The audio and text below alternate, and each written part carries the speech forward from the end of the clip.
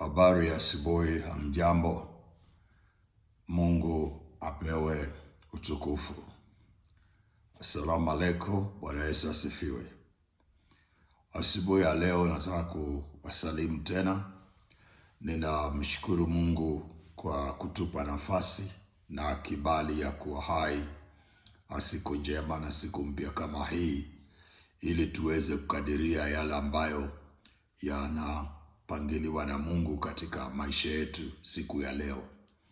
Basi kwa hii video nataka niwapatie mambo manne ambayo utaenda kuyafanya, na haya mambo manne ukiyafanya utanishukuru baadaye. Utanishukuru sana kwa kupatia mpangilio huu, na ninaamini kwamba ni mpangilio ambao hautakuacha bure. Ni mpangilio ambao utakupatia upenyo katika masuala ya kiroho, utakupatia upenyo katika masuala ya kiafya. Pia hata utakuwa ni mpangilio utakaogeuza hatima yako kwa baraka zako zilizo mbele yako. Fanikisha maisha yako na mwelekeo huu. Pindua mbinu zote za adui na kuweka mikakati ya Mungu mbele yako kupitia kwa mwelekeo huu. Asante kwa wale ambao mnajiunga na mimi asubuhi ya leo kwa hii video. Nataka niwashukuru nyote wafuataji, wasikilizaji wa Dr. Wilson Swahili Channel, na wale ambao wanatuma maombi kwa ajili ya kuregister kwa group ya mafundisho. Mnatuma maombi na majina yenu, lakini nataka niwaambie kwamba kuna kujiandikisha. Ikiwa hauko tayari kujiandikisha na pesa zako, usitume maombi pale. Hakuna haja ya kufanya hivyo, kwa sababu nimeweka kujiandikisha ili kuwajaribu kuona kama kweli mnamaanisha. Ndio maana nimeweka kujiandikisha. Sitaki kuweka free, manake kuna mchezo mingi katika mambo ya bure. So nimeweka kujiandikisha ili nione wale wanaomaanisha. Kwa hivyo wale wanamaanisha watajiandikisha na pesa zao. Wale ambao hawana haja na kutoa pesa zao, wanaona pesa ni muhimu kuliko maarifa haya, kaa na pesa yako. Mungu akubariki na Mungu akujalie mema. Video hii imebeba mambo manne itakayoweza kukugeuza maisha, kupa furaha na amani na kupatia mwelekeo katika siku zijazo. Utafanya mambo haya kwa siku 21.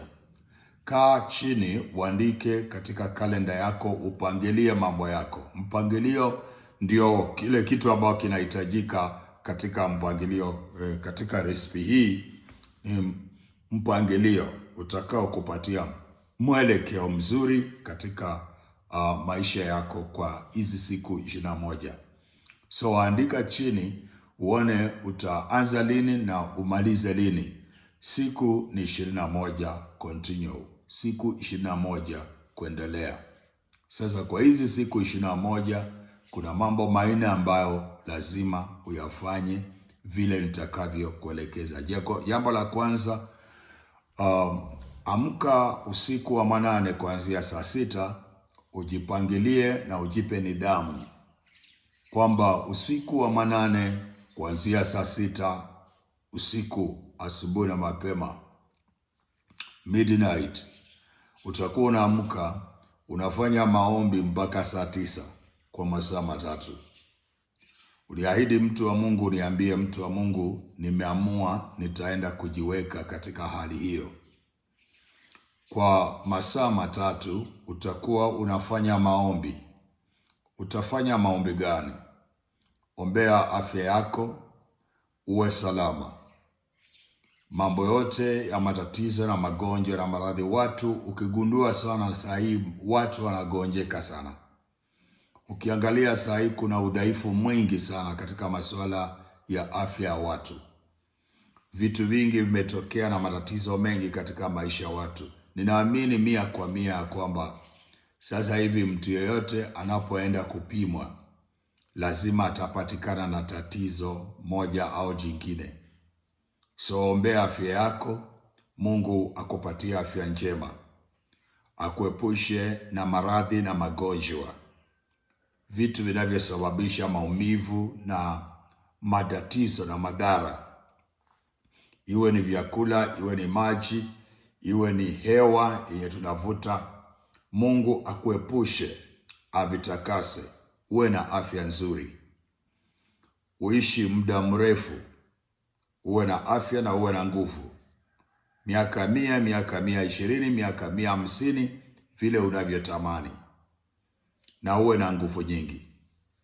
Usidofike mpaka ukaganda kwa kitanda, ukawa unapinduliwa ukiletea watu matatizo. Mungu akuepushe na vitu kama hizo, akupe afya, akupe nguvu. Ombea jambo la kuhusu jamii. Kama wewe ni mama au mume, mke wa mtu au bwana wa mtu, au na watoto kwa familia yenu, ombea mkeo, ombea mumeo, ombea familia yako. Hiyo ndio sehemu utakuwa unaombea. Ninakupanulia ufafanuzi ndio uweze kuelewa, maana kuna mtu atasema masaa 3 nikiomba nini? Sasa mimi nakuelezea vitu vya kuomba. Wacheni tu kuomba vitu ambavyo havina mwelekeo. Wacheni kuombea watu ambao haina kitu ya maana katika maisha yako. Si kila mtu anahitaji maombi yako. Ombea kitu ambacho kalete faida katika maisha yako, na faida katika ufalme, na faida katika society. Si kila mtu nafaa kuombea. Kuna lesson nitakuja kufundisha hapa ili muweze kuelewa. Wale watu ambao ni wanaomba, ninyi waombaji, na wale ambao mnajikomiti katika masuala ya maombi, ni vizuri muelewe kwamba kuomba kuna njia zake. Si kila kitu unaomba kulingana vile Mungu anakuelekeza, na Mungu hakuelekezi katika kuombea vitu ambavyo havina maana. So utaomba kwa ajili ya afya yako, utaomba kwa ajili ya familia yako, mumeo, mkeo, au watoto wako, au wazazi wako. Jambo lingine ambalo utaombea, utaengage kuombea kazi ya mikono yako. Watu wengi saa hii kazi zao zimeharibiwa. Wao wameajiriwa maofisini, wao wanakaa katika maofisi makubwa au madogo, wao wako katika biashara. Hata wale wanaotumia taaluma zao kama talents zao na skills zao kuweza kujenga kimaisha, kifedha, unakuta biashara na talents na mambo ya kazi ya mikono imeharibika. So Mungu akujalie pia katika kazi ya mikono uombee. Kama ni biashara uombee iende vizuri, na kama ni kuajiriwa, umeajiriwa, uelewe ya kwamba hapo si mwisho. Mungu akusaidie na wewe uajiri watu wengine, akupatie promotion, akuondolee vikwazo ofisini, akuondolee vikwazo kazini. Biashara inapoganda, Mungu akusaidie kuinua. Hiyo ni area nyingine ya kuombea. Alafu jambo lingine lenye utaombea wakati unaomba ni uhakikishe ya kwamba mambo yako ya pesa, jinsi ya kupata pesa na namna ya milango ya pesa ifunguke, na pia uwe mtu ambao unaweza kujimudu kutumia pesa sawasawa ili siweze kuvuta zingine. Akupatie hekima ya kutumia hela kidogo ulio nayo, iwe ni mbegu inayosababisha hela zingine zije. Mungu asikuache mikono tupu. Bwana asiache mikono yako ikakauka, mifuko yako ikatoboka. Akupatie neema katika area hiyo. So hizi ni vitu vya kuombea, na wakati unaomba hivyo upigane vita, maombi ya kupigana. Usisahau affirmation prophetic, mambo ya kutangaza vita na adui, kupangua mambo, kung'oa mambo, kuharibu mambo na kupanda mambo mazuri katika maisha yako, katika jamii, katika kazi ya mikono yako, vitu kama hivyo. Utakapokuwa unafanya hivyo, usisahau ni vizuri ufanyie mambo haya yote ukiwa katika taifa lililo na amani. Kwa hivyo uombee uongozi ambao uko unaotawala, serikali inayotawala uiombee, county inayotawala, uwezo wa county inayotawala uombee, katika mji unaokaa na katika sehemu unayoishi na kule unatoka, uombee watu wale. Basi kijiji chenu kiombee, maana wewe ndio nyota katika hiyo kijiji. Mungu alete baraka na inue viwango vingine vya maisha. Maombi hayo saa 6 usiku kuelekea kwa nini? kwa saa 9. Usisahau kuomba karama zako za rohoni na ukuaji wako wa rohoni. Mambo ya rohoni uweze kugrow, uweze kukua, uweze kuongezeka. Neno la Mungu likae ndani yako kwa wingi katika hekima na maarifa. Uwezo wa Mungu uongezeke ndani yako. Kipawa cha kuona, kipawa cha kuelewa mambo ya rohoni. Uweze kujua sana namna ya kuepuka mitego na kuwa faida katika mwili wa Kristo. Uombee injili, ihubiriwe injili ya kweli inayoweza kuokoa watu. Saidia watu katika maombi, wahubiri wapate nguvu. Neema ya Mungu iendelee. Omba masuala yako ya kiroho yaweze kupanuka. Jambo la pili lenye utafanya ili uweze kubadilisha anga hii na mambo yako yaweze kwenda sawa. Kila wiki usisahau kwa kufunga kwa siku 21. Jitenge kwa wiki hizo 3, kwa kila wiki unafunga mara 3. Kwa kila wiki unafunga mara 3. Mfungo utakuwa ni wa saa 12 kutoka asubuhi mpaka saa 9 jioni. Masaa yale ya sadaka alasiri. So utafunga asubuhi, utajinyima na kukaa mbele za Bwana katika shughuli zako, lakini ukiwa makinifu katika rohoni, ukiwa unamlenga Mungu. Katika masaa ya jioni pale saa 9 utafungua. Hayo masaa ni mazuri kufanya hivyo kwa siku 3 kila wiki, kwa hizo siku 21. Unaweza ukafunga Jumatatu, Jumanne, Jumatano ukitaka. Waweza ukafunga Jumatano, Alhamisi, Ijumaa ukitaka. Au waweza ukafunga Jumatatu, ukafunga Ijumaa, ukafunga Jumatano, ukafunga Jumamosi. Waweza ukafunga Jumanne, ukafunga Alhamisi, ukafunga Jumamosi. Waweza ukafunga Jumatatu, ukafunga Jumatano, ukafunga Ijumaa. Yaani kwa wiki mara 3.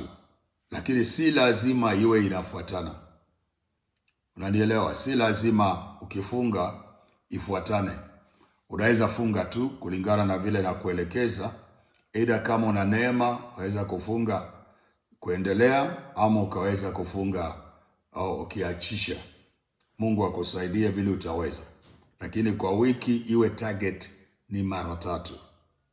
Na kutoka asubuhi, mchana asubuhi saa 12 asubuhi mpaka saa 9. Kufunga kutoka saa 12 asubuhi mpaka saa 9 ni sawasawa mpaka saa 12. Inatoshana. Mungu akujalia hayo. Na pia nitaomba Mungu awasaidie kuelewa nyakati zenu za kufunga. Manake naposema hizo siku 21 una set up ni sawa, lakini ni vizuri pia uelewe nyakati zako za kufungwa kwa mwaka.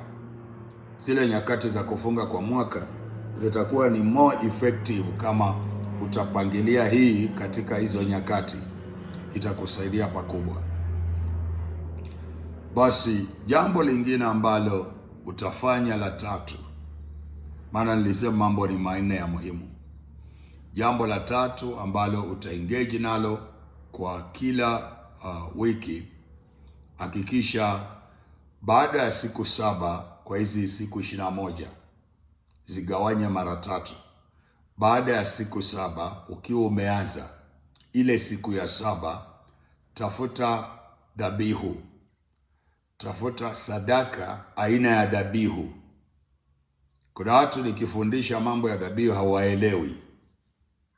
Unakuta mtu anachukua shilingi 50 anakuambia hiyo ni dhabihu. Mtu anachukua shilingi 20 anaweka kwa bahasha, anaandika sacrifice. Upumbavu mkubwa uko kwa mambo ya mwili wa Kristo.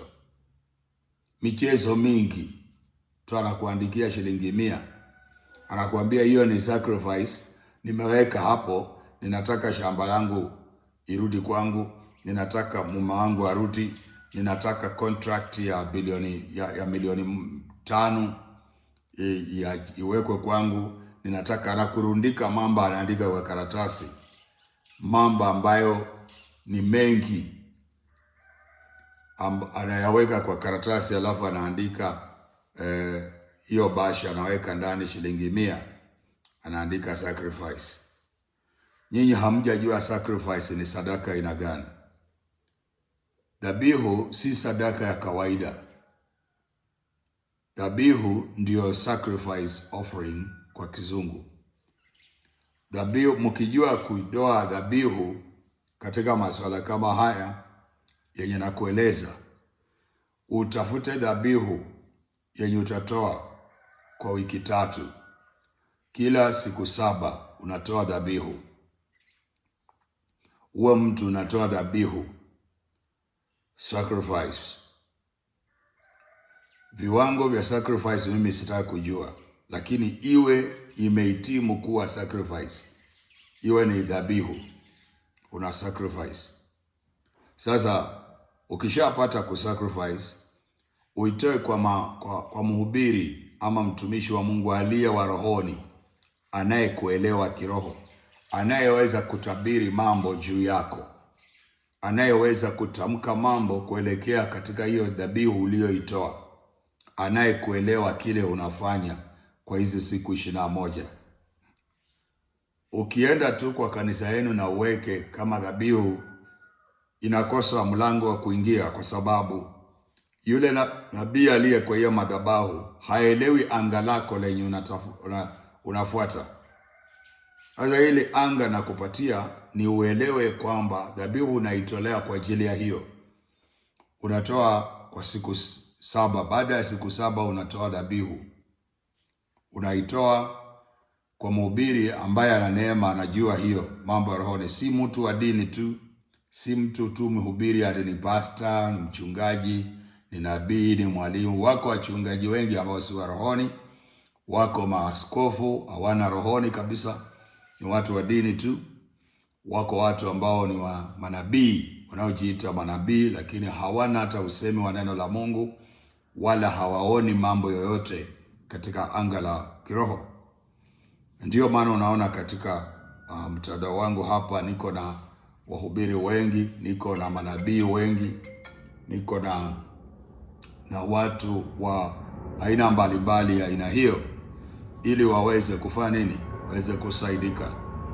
So asubuhi ya leo ninataka niwaambie sacrifice kwa madhabahu, ama ikikosekana, kama hauoni watu kama aina hiyo, unaweza tafuta children's home, mahali ambapo watoto mayatima wapo, unaenda unatoa dhabihu yako pale. Kama iwezekane, tafuta wamama wajane wakusanye, wanunulie vitu.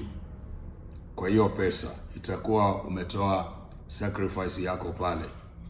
La si hivyo, tafuta mchungaji anayeumia na anatafuta ndia ya kuhubiri Injili, ako na moyo lakini anaumia, ana watu, ana biashara, ana watu wa kuweza kusimama naye. Anatafuta uwanja, anatafuta mahali pa kuabudia, au anapiga makofi na ana chombo, naona anatabika.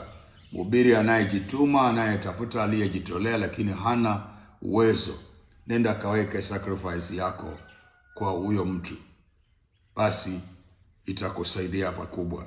Lakini kwa kila siku 7 utoe dhabihu. Unanielewa? Kila siku 7 utoe dhabihu. Jambo la 4 ambalo lazima ufanye ni baada ya siku 7 uangalie hiyo siku ya 7, ujiunge na kumbu watu fulani, muombe pamoja, msome maandiko pamoja, msaidiane. Grupu ambao unaweza omba nayo, usikae tu peke yako. Jiunganishe na grupu inayoenda kwa Mungu. Watu ambao si competition wako nayo, watu ambao si mioyo michafu wameficha, watu ambao wanajaribu kutafuta kwenda amani na Mungu na kuwa na heshima na wanadamu. Ujiunge na hao watu walio na imani kama yako, aina ya mawazo kama yako, muombe pamoja, musome maandiko pamoja, msaidiane kushikana mikono kuomba. Basi kwa siku 21 kila siku 7, siku ya 7 ujitenge, ujiunge na watu walio na imani kama yako, mufanye hivyo. Hii ni mambo maina ambayo lazima uyafanye kila kuendelea mpaka siku 21. Hakikisha unajituma, hakikisha umefanya uamuzi, hakikisha umejipanga. Kusiwe na interruption hapo katikati kwamba nimekosa siku hii, nitafanya siku ingine. Fanya vile nimekueleza. Utakuwa na mahali pakubwa kukubadilika katika masuala yako yote ya entire life, maisha yako yote. Kuna vitu vitabadilika. Wakati wa kipindi hicho chote, wakati unafanya hivyo kwa siku 21, ukianza hiyo safari, kuna kitu ambacho lazima utafute. Tafuta chumvi ya mawe na asali original. Asali original na chumvi ya mawe. Chukua chumvi ya mawe kila siku kwa hizo siku 21, kila asubuhi au kila jioni. Chumvi ya mawe kwa mkono moja, asali kwa mkono mwingine. Kidogo tu, omba mbele za Mungu, bariki, itakase, bwage ndani ya maji ya kuogea. Maji ya kuoga yachemshe kidogo, yawe moto kidogo, ya uomo. Alafu tupe ndani.